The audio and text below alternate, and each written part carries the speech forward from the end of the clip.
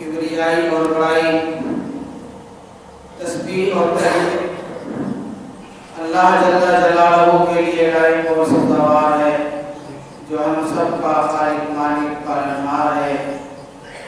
سبحان اللہ و بحمدہ سبحان اللہ العظیم، سبحان اللہ و بحمدہ عدد خلقہ و رضا نفسہ و زینت عرشہ و مداد کلماتہ۔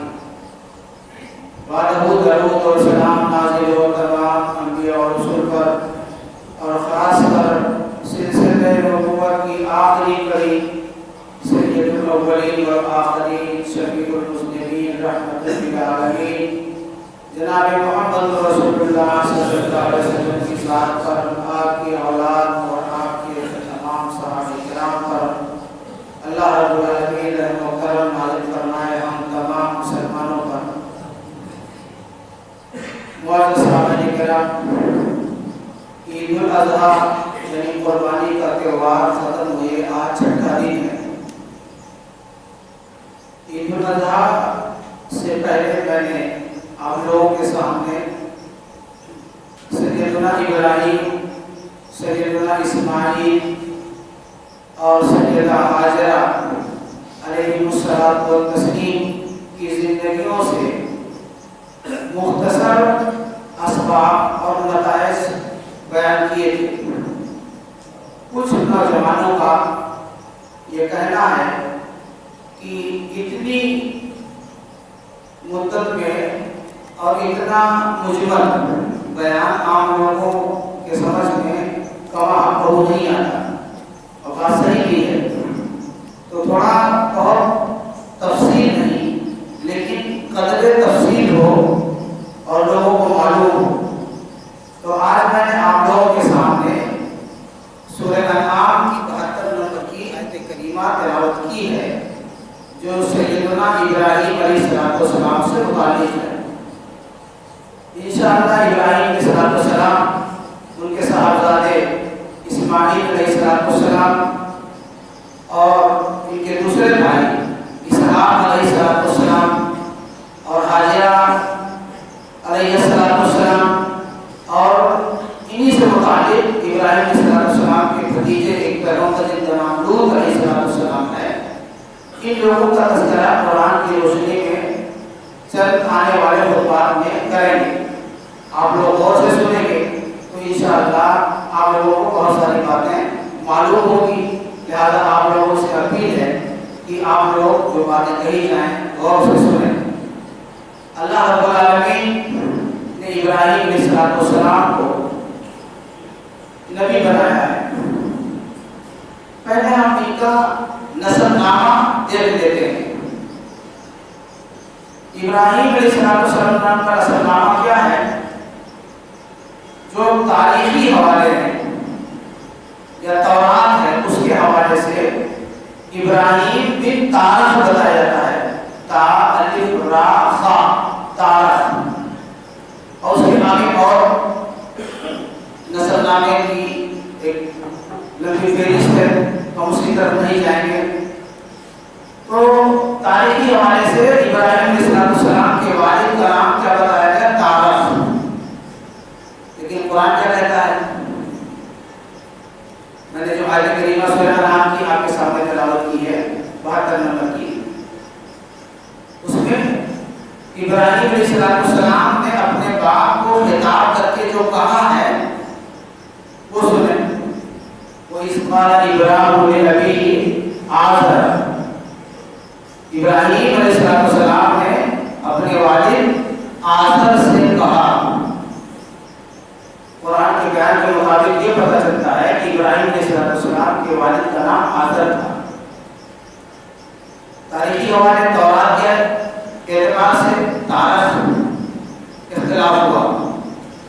اس اختلاف میں بڑی لمبی بحثیں علماء کرام نے مفسرین نے کی ہیں، جو میں سمجھتا ہوں نہ آپ کے لیے فائدہ مند ہے کہ میں اس کو بیان کروں، اور نہ خود اپنے لیے اس کو زیادہ فائدے مند تصور کرتا ہوں۔ آپ کہیں گے کیوں؟ اس لیے کہ قرآن کا جو مستند غیر مطلب دلائل سے بالکل یکسو ہو کر ہمیں قرآن کی طرف آنے کی جو دعوت دی گئی ہے، وہ ہمارے سامنے جب آ گیا تو ہمیں پھر جھگڑوں میں نہیں پڑنا چاہیے۔ اور جو متعارف علماء کرام ہیں انہوں نے یہی کہا ہے کہ دور دراز کی تعبیریں کرنا کہ والد نہیں تھے، والد کے بجائے چچا تھے اور ان کا نام طارق تھا اور آزر اور طارق دونوں ایک ہوتے ہیں، اس طرح کی باتیں قبل قبول نہیں ہوتی۔ تو کل ملا کر کے خلاصہ کلام آپ یہ سمجھیں کہ ابراہیم علیہ السلام کے والد کا نام کیا تھا؟ آزر۔ ابراہیم علیہ السلام نے اپنے والد آزر سے کہا، کیا کہا؟ اتتخذ اصناما آلہہ، اے میرے ابو جان آپ اپنا معبود بتوں کو بناتے ہیں، ایسا کیوں کرتے ہیں؟ اور پھر فرمایا انی اراک وقومک فی ضلال مبین، آپ اور آپ کی قوم کھلی گمراہی میں، اگر آپ ایسا کرتے ہیں، آپ کی قوم ایسا کرتی ہے تو آپ کھلی ہوئی گمراہی میں۔ کیا معلوم ہوا؟ ابراہیم کی ولدیت آزر ہے۔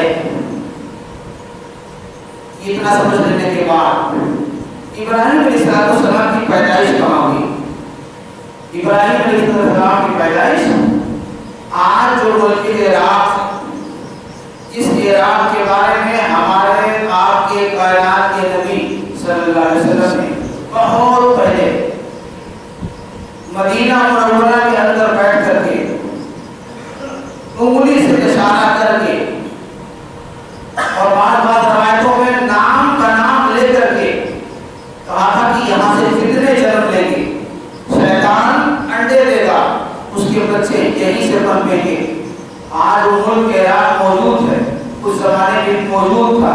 عراق کے اندر ایک شہر بہت مشہور گزرا ہے جس کو بابل بولتے ہیں، اور اسی کے قریب میں ایک قصبہ چھوٹا سا ٹاؤن انڈیا جس کو ار بولتے ہیں، وہیں پہ ابراہیم علیہ السلام کی پیدائش ہوئی۔ ابراہیم علیہ السلام پیدا کس کے گھر ہوئے؟ آپ پہلے جان چکے ہیں کہ ان کے والد کا نام آزر تھا۔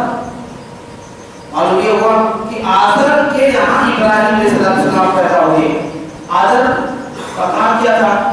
وہ اس وقت اپنے ملک کے سب سے بڑے دھرم گرو تھے، سب سے بڑے دھرم گرو تھے، ان کے یہاں جنم لیا۔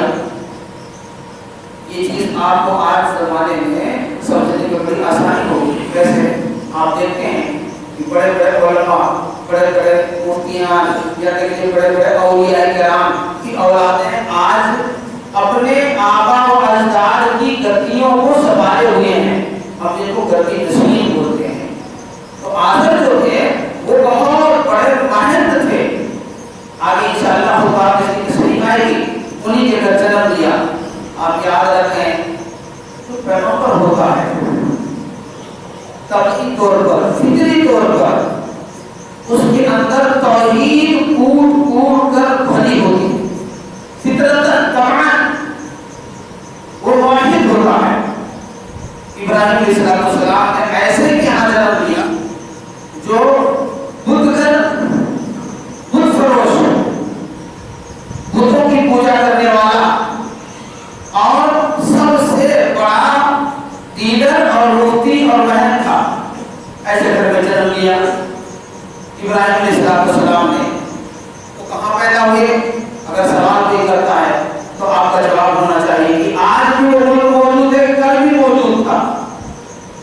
عراق میں، ان قبیلہ میں یا ان علاقے میں، بابل شہر میں یا اس کے پاس ابراہیم علیہ السلام کی پیدائش ہوئی۔ ابراہیم علیہ السلام کے والد، چونکہ آپ سن چکے ہیں پہلے بھی اور ابھی میں نے آپ کے سامنے بتایا کہ وہ سب سے بڑے ملک मजहबी पेशवा थे, उनके घर में जन्म लेना और फिर उसके बाद में अल्लाह रब्बुल आलमीन को अपनी तौहीद के लिए, अपनी समदियत के लिए, अपने बंदों को अपने आगे झुकाने के लिए अल्लाह ताला ने इब्राहीम अलैहिस्सलाम को चुन लिया। दो बातें मैंने आपके सामने रखी। एक तो पहली बात मैंने ये रखी कि इब्राहीम के वालिद का नाम क्या था? इब्राहीम के नाम था वालिद का नाम था आज़र। बगैर किसी इख्तिलाफ के मैंने आपके सामने बयान किया है। दूसरे नंबर पर आपके सामने मैंने बयान किया कि इब्राहीम अलैहिस्सलाम इराक के अंदर बाब शहर के करीब कसबे में पैदा हुए और आज़र के घर पैदा हुए। आज़र कौन था आपको बताया जा चुका। इतनी बातें आपको याद होनी चाहिए। अल्लाह रब्बुल आलमीन ने सूरह अनाम की आयत करीमा जो मैंने आपके सामने तिलावत की है, नबी अकरम सल्लल्लाहु अलैहि वसल्लम को आपके साथ तमाम मुसलमानों को और उम्मी तौर पर तमाम इंसानों को खिताब किया है। वो इज़ क़ाला इब्राहीम लिअबीही आज़र, याद करो उस घड़ी को, उस वक्त को, उस ज़माने को कि जब इब्राहीम अलैहिस्सलाम ने अपने बाप आज़र से कहा अतत्तखिज़ु असनामन आलिहा, माबूदों की भरमार है और तुम माबूद बुतों को बनाए फिर रहे हो। अगर अबू जान आप या इजाजते हैं तो आप और आपके पेशवा या आपके पैरोकार, पेशवा तो खुद था, आप और आपके पैरोकार मुत्तबईन मुतवस्सिलीन मुतअल्लिलीन खुद हुई गुमराही में। ये कहाँ? बाप के सामने दावत की। मेरे भाइयों, इसमें एक पैगाम है, एक नसीहत है हमारे और आप तमाम मुसलमानों के लिए। एक बुनियादी बात याद रखें, आदम से लेकर सैयदना मोहम्मद सल्लल्लाहु अलैहि वसल्लम तक तमाम अंबिया का मरकजी मज़मून तौहीद का बयान, शिर्क की नफी, बिल्कुल तमाम अंबिया इसमें मुत्तफिक हैं। मरकजी मज़मून, और यही अल्लाह ताला के यहाँ सबसे अजीम दौलत हमारे और आपके लिए साबित होगी। वो हदीस आप लोगों ने सुनी होगी, याद दहानी के लिए आपको फिर मैं याद ताज़ा कराने के लिए कहता हूँ कि एक इंसान अल्लाह के हुजूर पेश किया जाएगा, उसके दफ्तर खोल दिए जाएंगे, गुनाहों के दफातर होंगे, उसके पल्ले में रखा जाएगा, नेकियों के दफ्तर तलाशे जाएंगे। एक छोटा सा, जैसे ये मेरे हाथ में है, टुकड़ा नेकियों का एक पल्ले में रखा जाएगा। बंदा देखेगा ये गुनाहों के बड़े बड़े दफ्तर गट्ठर और उसके बराबर में मामूली पर्ची, इसकी हैसियत क्या है? लेकिन आपने सुना होगा या पढ़ा होगा तो आपको याद होगा, नहीं याद है तो आप मुख्तसरन याद ताज़ा कर लीजिए कि वो ला इलाहा इल्लल्लाह की पर्ची होगी, कलमे तौहीद की पर्ची होगी। जिसने खालिस कलमे तौहीद पढ़ा है, शिर्क नहीं किया है, बकिया तमाम गुनाह एक पलड़े में, अल्लाह ताला के लिए खालिस तौहीद एक पलड़े में, तौहीद का पलड़ा भारी पड़ जाएगा। मुसलमानों, खुश नसीबी है कि अल्लाह ताला ने हमको आपको तौहीद से नवाजा है। दुनिया में कुछ ना मिले, हम बिल्कुल मखलूकुल हाल हों और ऐसी ही जिंदगी गुजर जाए और हम इंतकाल कर जाएं, हमें सही से कफन भी मैसर ना हो, दफन भी मैसर ना हो, हमें कुछ भी मैसर ना हो, लेकिन अगर हमने सही माने में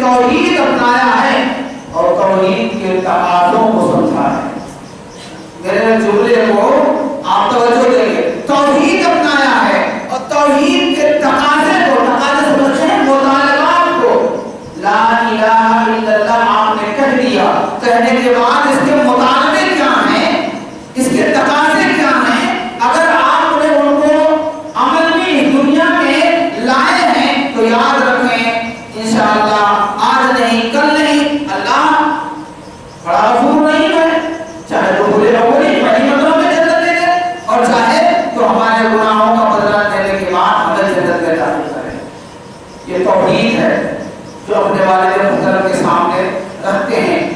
پیغام کیا ہے کہ توحید دنیا کی سب سے بیش قیمت انمول نعمت ہے۔ باپ سے بھی اختلاف ہو سکتا ہے، بیوی سے اختلاف ہو سکتا ہے، بیٹے سے، بھائی سے، پڑوسی سے، ملک سے، کسی سے بھی اختلاف اس مسئلے پہ ہو سکتا ہے، لیکن میرے بھائیوں اختلاف کا یہ مطلب نہیں ہے کہ آپ کا جس سے اختلاف ہے آپ اس سے بدتمیزی کرنے لگے، اس کے حقوق کو مارنے لگے، اس کی تحقیر کرنے لگے، اس کی تذلیل کرنے لگے، معاملہ یہاں بھی ہو جاتا ہے۔ دیکھیے دو باتیں یاد رکھنا، ایک ہوتا ہے تردید اور ایک ہوتی ہے تذلیل۔ ہم ہمیشہ شرک کی تردید کرتے ہیں، کرتے رہیں گے، یہی دعا کرتے ہیں اللہ تعالیٰ سے کہ اسی پہ آخری سانس ہو۔ شرک کی تردید، شرک سے نفرت، توحید سے محبت، توحید کا بیان، یہ ایک مسلمان کا طور امتیاز اور شعبہ ہے۔ لیکن شرک کی مذمت کا یہ مطلب نہیں ہے کہ جو شرک کرتے ہیں آپ ان کی تحقیر اور تذلیل کرنے لگیں۔ دونوں میں فرق ہے، لوگ نہیں سمجھ پاتے ہیں تو آج ہمارے برادر ہوتا بھی کہتے ہیں کہ آپ بھی تو ہمارے معبودوں کو الٹا سیدھا کہتے ہیں۔ جو الٹا سیدھا کہتا ہے یقیناً غلط ہے۔ اللہ کے علاوہ جتنے معبود دنیا کے اندر پائے جاتے ہیں کسی کو الٹا سیدھا نہیں کہا جائے گا، گندے الفاظ نہیں کہے جائیں گے، گالی نہیں دی جائے گی۔ یہ قرآن منع کرتا ہے، قرآن کی آیت موجود ہے، لیکن ان کی تردید یہ شرک ہے اسے کیا جائے گا۔ اگر وہ نہیں کریں گے تو پھر آپ نے ہم نے اپنا فرض نہیں ادا کیا۔ آج اسی لیے ہمارے اور آپ کے سامنے روایاں ہو جاتی ہیں کہ ہم کسی کی تردید کرتے ہیں تو تذلیل پہ اتر آتے ہیں۔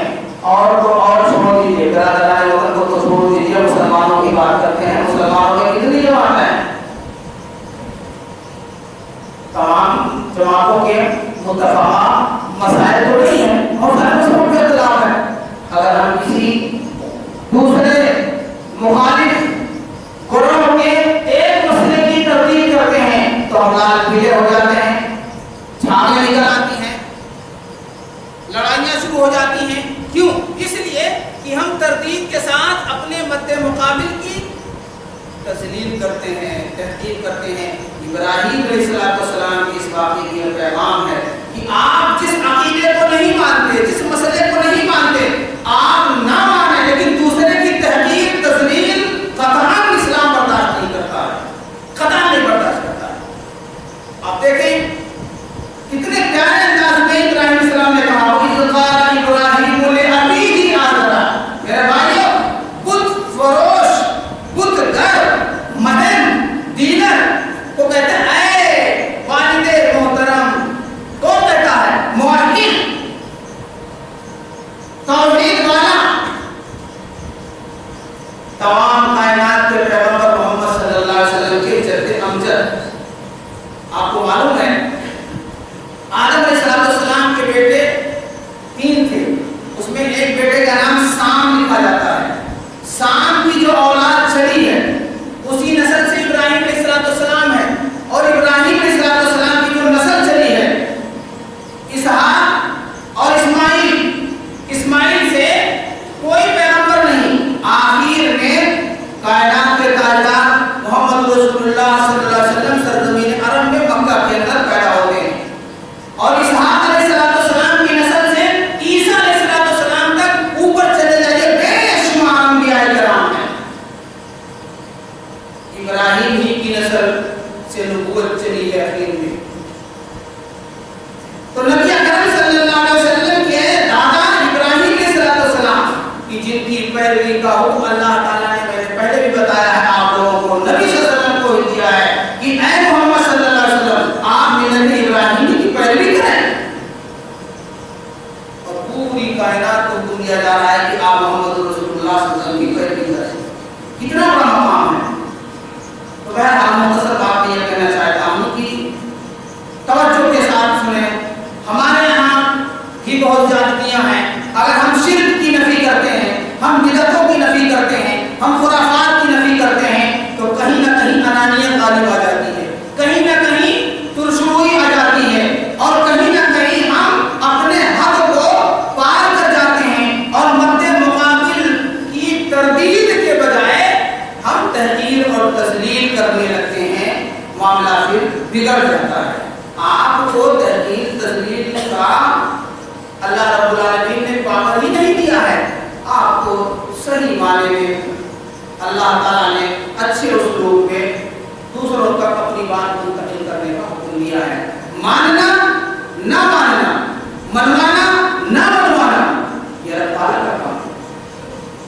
ہمارے یہاں نوجوان جو ہیں میں ان سے خصوصی طور پر کہنا چاہتا ہوں، اور آیتیں آئیں کہ ابراہیم صلی اللہ علیہ وسلم کے تعلق سے ابراہیم صلی اللہ علیہ وسلم کی زندگی میں بہت پیارا پیغام ہے کہ ہم برادران وطن جو بت پوجتے ہیں ان کو ہم کتنے اچھے انداز میں اپنی بات کہہ سکتے ہیں، سب موجود ہے. تو بہرحال یہ ابراہیم علیہ السلام ہے جو اپنے والد محترم کو خطاب کرتے ہیں. میرے بھائیوں، ابراہیم علیہ السلام کے مقام اور مرتبے کا اندازہ اس بات سے لگائیں کہ ابراہیم علیہ السلام کا پہلے پارے سے لے کر 30ویں پارے تک تقریباً ہر پارے کے اندر بیان آیا ہے. سب سے زیادہ بیان تو میں نے کسی موقع پہ آپ کو بتایا تھا موسیٰ علیہ السلام کا آیا ہے. موسیٰ اور اس زمانے کا جو فرعون تھا بادشاہ، اس واقعے کو بیان کیا گیا ہے. اس کے بعد دوسرے نمبر پر سب سے زیادہ جو بیان آیا ہے وہ ابراہیم علیہ السلام کا بیان آیا ہے. 114 صورتیں ہیں. ہمارے بچے چھوٹے چھوٹے جانتے ہیں قرآن کے اندر 114 صورتیں ہیں چھوٹی بڑی، اور 114 صورتوں میں 25 صورتوں کے اندر ابراہیم علیہ السلام کا بیان ہوا ہے. اور مختلف آیات ہیں، کہیں تفصیل ہے، کہیں تھوڑا اجمال ہے. پوری زندگی کا بیان قرآن کریم نے ابراہیم علیہ السلام کا کیا ہے. لہذا ہم کو، آپ کو، تمام لوگوں کو ابراہیم علیہ السلام کی زندگی کا مطالعہ قرآن کی روشنی میں کرنا چاہیے. اور قرآن کی روشنی میں کیسے کریں گے؟ آپ لوگ کہیں گے کہ بڑی جو ہے آج کے زمانے میں عربی زبان ہے، ہم کیسے کریں گے؟ میرے بھائیوں، اردو میں، ہندی، انگریزی میں، سب میں بہت آسانیاں پیدا ہو گئی ہیں. اگر آپ کرنا چاہتے ہیں تو آپ کو بتانا چاہتا ہوں جو تفسیر حاصل اور بیان ہے اس کا جو انڈیکس ہے، مضمونوں کی جو فہرست ہے، آپ اس کو کھولیں گے تو اس میں انبیاء کرام کے تذکرے ہیں، اور اس کے بعد میں پھر الگ الگ نبیوں کے نام کے ساتھ سورت اور آیت لکھا ہے. یعنی ابراہیم علیہ السلام پھر لکھا ہے کہ کس سورت میں اور کس آیت میں ان کا بیان ہے، پورا ڈیٹیل بیان ہے. وہ ایک نمبر سے شروع کریں آخر تک کے وہ تمام آیات چھانٹ لیں، چاہے الگ نقل کر لیں یا چھانٹ کے نشان لگا لیں، پھر ایک ایک ترتیب بار پڑھتے جائیں گے. جب آپ پڑھ لیں گے تو آپ کو خود احساس ہوگا، آپ نے نقطہ تجربہ کر کے دیکھنا، آپ کو خود احساس ہوگا کہ الحمدللہ مجھے تو بہت معلومات ہو گئی. آپ دلی خوشی محسوس کریں گے. تو ابراہیم علیہ السلام کا جو واقعہ آپ کے سامنے میں نے شروع کیا ہے، انشاءاللہ اور آگے یہ بیان جاری رہے گا. اور ابراہیم علیہ السلام کے 2 بیٹے تھے. دونوں بیٹوں کے بارے میں تاریخی حوالے سے میں آپ کے سامنے ایک بات رکھنا چاہتا ہوں، پھر خطبہ انشاءاللہ ختم کرتا ہوں. بڑے بیٹے اسماعیل علیہ السلام ہیں، چھوٹے بیٹے اسحاق علیہ السلام ہیں. اسماعیل علیہ السلام کی جو پیدائش ہوئی ہے اس وقت ابراہیم علیہ السلام کی عمر جو بتائی جاتی ہے 87 سے پار 87 سال کی عمر تھی. یہ بڑے ہیں اور یہی ذبیح اللہ ہے. اس مسئلے میں بھی اختلاف ہے کہ ذبیح اللہ کون ہے، اسماعیل ہیں یا اسحاق ہیں. بہت سارے لوگ اسحاق کو بتاتے ہیں جو ان کو ہم اہل کتاب کہتے ہیں، یہودی یا نصرانی، عیسائی اور یہودی. یہ جو اہل کتاب ہیں یہ اسحاق علیہ السلام سے جو نسب چلا ہے وہ پیغمبر آئے ہیں انہیں کے ماننے والے ہیں. ان لوگوں نے اس میں بھی جنگ چھیڑ دی کہ نہ یہ ذبیح ہے، ان کا مرتبہ ہے. لیکن اصل ذبیح کون ہے؟ اسماعیل علیہ السلام ہے. اچھا، دوسرے بیٹے جن کا نام میں نے اسحاق بتایا، ان کی پیدائش 100 سال کی عمر میں ہوئی ہے. یہ 2 بیٹے ہیں. ایک بیٹے اسماعیل علیہ السلام سے جو رشتہ چلا ہے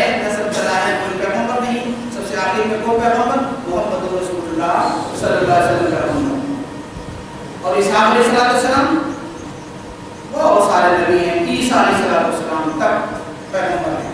اتنی بات اور آخری بات کہنا چاہتا ہوں، ہمارے پیغمبر محمد صلی اللہ علیہ وسلم تو ہیں. ہمارے پیغمبر محمد صلی اللہ علیہ وسلم نبی اکرم صلی اللہ علیہ وسلم کی نسل جو ابراہیم علیہ السلام کی نسل سے ہیں. محمد صلی اللہ علیہ وسلم بن عبداللہ بن عبد المطلب بن ہاشم، اور اوپر جائیں گے عدنان تک 20 اجداد ہیں. اس کے اوپر جا کر کے نسب نامہ محفوظ صحیح معنی میں نہیں ہے، لکھنے تو آدم تک لکھتے ہیں لوگ. اور ایک صحیح گھر کی بات محدثین نے اسے موضوع کہا ہے، اور عبداللہ بن عباس رضی اللہ تعالیٰ عنہ کے حوالے سے غالباً ہے کہ نبی اکرم صلی اللہ علیہ وسلم نے خود فرمایا، میں نے پہلے بتا دیا یہ ضعیف اور موضوع روایت ہے کہ عدنان کے بعد جو حوالے نقل کیے جاتے ہیں تو قذباً نسابون جو نسب بیان کرنے والے ہیں انہوں نے جھوٹ ملا دیا ہے.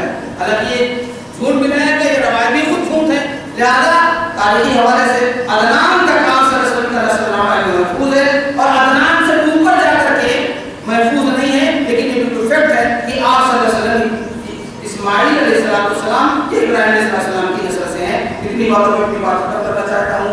سب سے پہلے ابراہیم علیہ السلام کی بات کرنا ایک بات، اس میں اختلاف ہے، اس سے ہٹ کر کے. دوسری بات، آپ کہاں پیدا ہوئے، جگہ کا نام، قصبے کا نام، اس مقام کا نام.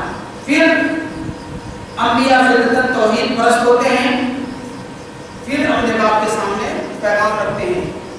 پھر اس کے بعد میں یہ بتایا میں نے کہ قرآن کے 30 پاروں کے تقریباً ہر پارے میں ابراہیم علیہ السلام کا بیان ہے. 25 صورتوں میں آیا ہے، مختلف آیات میں بکھرا پڑا ہے. آپ کے 2 بیٹے ہیں فلاں اور فلاں، اور آپ کے دونوں بیٹوں سے جو سلسلے نبوت چلی ہے وہ بتایا. کتنا آج میں نے خطبے میں کہا ہے، امید کرتا ہوں کہ آپ لوگوں کو یہ چیزیں یاد ہوں گی. یہ یاد رکھنا قابل تعریف بھی ہے اور قابل ثواب بھی ہے. قابل تعریف بھی اور قابل ثواب بھی ہے. لہذا اس کو خالی ایسے سن کر کے ہوا میں اڑا دینا مناسب نہیں ہے. اللہ تعالیٰ ہم کو، آپ کو، تمام لوگوں کو ایک بنائے، ہماری خطاؤں کو معاف فرمائے.